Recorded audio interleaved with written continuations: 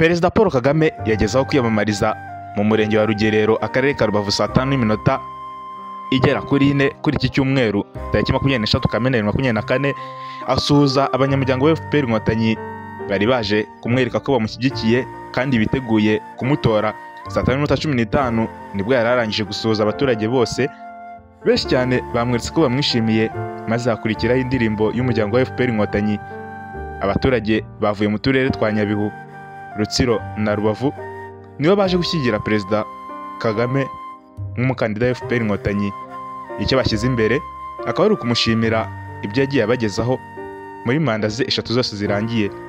Bamwe mu baturage bavuga ko barangije kumutora, igisigaye bategereje ngo ni tariki yonyine ya 15 bagashyira ikimenyetso ku mukandida bahisemo, bashingiye ku byiza yagiye abagezaho mu myaka yose irangiye ari umuyobozi wabo. Ntabwo wamwima amajwi, nibyo tubihagazeho twemye.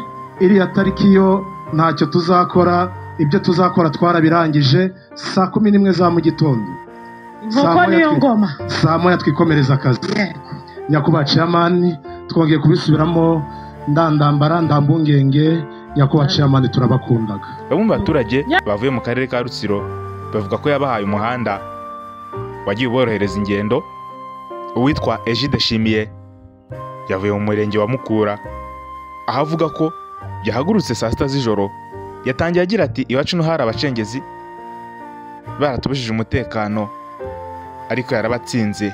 Ubu turatekanye, tumeze neza, nta kibazo.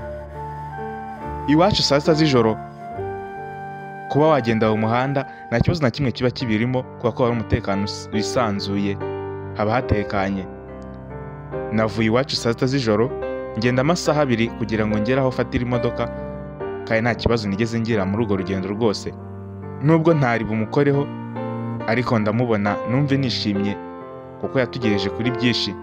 Yongeye ati umurenge wa Mukura cyane cyane n'ishyamba rya Mukura ryari ishyamba ritagize icyo ritumariye, ariko ryabaye parike.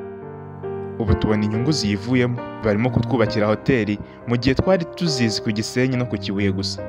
Yaduhaye umuhanda wa kaburimbo uhuza Gisenyi na Kibuye. Ubu imyaka yacu igera ku isoko nta kibazo na kimwe kibayemo, mu gihe mu myaka yashize twayaga kugera ku isoko bigoranye cyane, mbese tukabura n'aho tunyura. Mu byo perezida yasabye abari aho bose harimo kugirana icyizere hagati yabo n'abayobozi, umutekano ndetse n'ibindi byose bigamije iterambere rirambye. Mukagirana icyizere hagati yanyu n'abayobozi, cyo iyo tumaze kwiyubaka dutyo tuba dukomeye ku buryo amajyambere jyana n'igihe gusa. Noneho muri icyo gihe uba ushaka kwihuta, sibyo? Gift Mura kuri Mura TV, turabakunda cyane.